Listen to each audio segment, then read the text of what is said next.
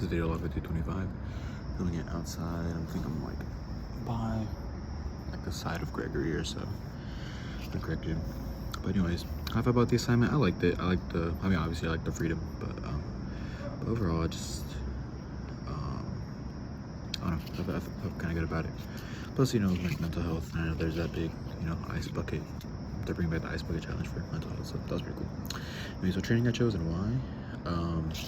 I chose cardio for 50 minutes, just because it's the easiest to track. Again, I really don't like filming myself in the gym doing my strength workouts, so if I could just submit my Strava, submit my selfies, I'm much happier with that.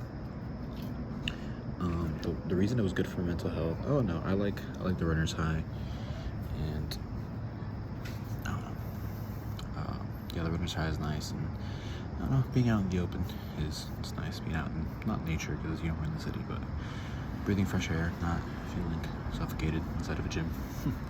How I'm holding up mentally and emotionally this semester, it's been rough.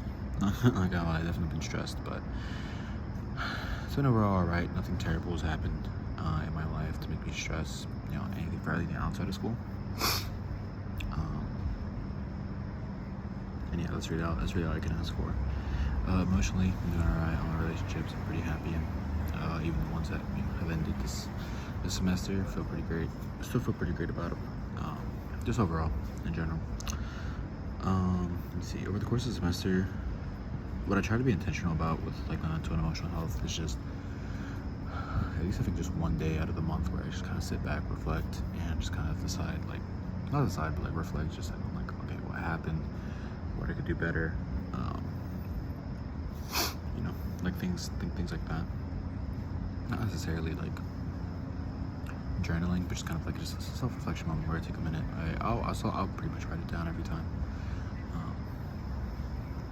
But yeah, so I try to do that every semester, or most of the semester. And I try to, you know, just get out, exercise, talk to people. Usually what I try to do. Let's see, when, if ever, do I struggle with mental health, and who do I share it with? Might be a surprising answer, but honestly, ChatGPT, pretty great at providing advice, albeit, you know, as long as it's not like, I guess, like severely like diagnostic, like diagnosed mental health conditions, then like that won't touch it at all from what I've heard. But that's not me, so I'm doing pretty alright. Like, for example, like depression, anxiety, like they'll just refer you out to a mental health specialist. But if you just ask about, you know, situations, problems, which is usually my case, yeah, it's usually who I talk to, just because it's like